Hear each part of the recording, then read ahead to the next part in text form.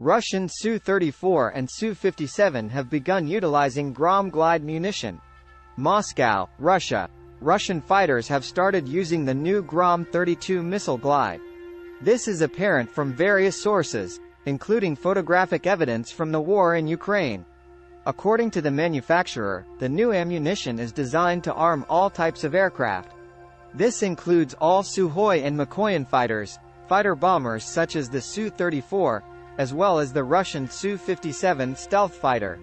They can be attached to aircraft launchers or ejection devices, and not just external hardpoints, but internal compartments as well. The GROM-32 glide missile is actually a constructor, literally. It is based on several basic elements that can be combined in one way or another during the production process, giving rise to different products for certain purposes and tasks. Modules and warheads. The new Russian missile includes a basic warhead module. The warhead can be a classic He or volume detonator. Its weight reaches 315 kilograms, which is quite a lot for a planning bomb. However, such a charge is not always enough. And here the unique character of the GROM-32 comes to the rescue: the additional warhead module. It sits behind the main one and is designed to increase spin thanks to the additional 165 kilograms, which is almost half a ton in total. However, this rocket increases not only the effect of detonation but also changes the charge. Russian experts claim that thermobaric options can replace charging. If there is a threat to use long-range anti-aircraft weapons, such as Patriot or NASAMS, the additional warhead can be safely replaced by the so-called MDU or propulsion unit. Operating range. The new missile, under the wings of Russian fighters, can fly an impressive 120 kilometers. This distance fully secures the carrier aircraft.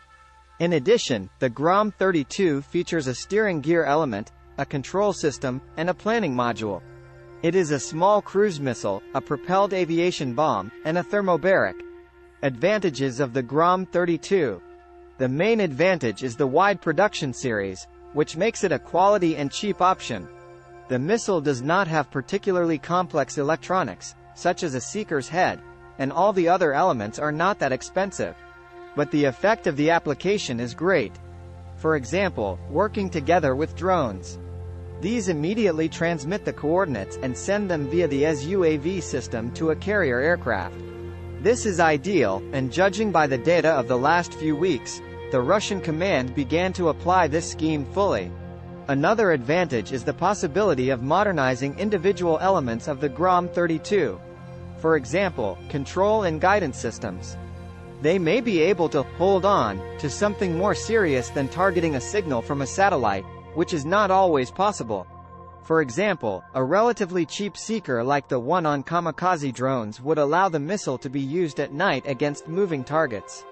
Increase reach. In the current configuration, the ammunition is not capable of this and is intended, for the most part, to neutralize static objects such as buildings, warehouses, and others. Or a propulsion module. Suppose the enemy upgrades his anti-aircraft gun from the current 120 kilometers to 150 kilometers. Russian air defenses can improve the MRL, and the carrier is safe again. GROM requires prior intelligence. The use of glide munitions is in itself an extremely significant phenomenon, especially for Russian aviation. At the same time, this activity is useless without serious reconnaissance since such weapons require precise target coordinates. The Russian Air Force seems to have finally started to switch to this extremely effective scheme, which Ukrainian military experts also point out. It should be noted that the GROM is by no means the only one on the list of recently cited news. Similarly, the UPAB 1500B appeared, the mass of which reached 1.5 tons.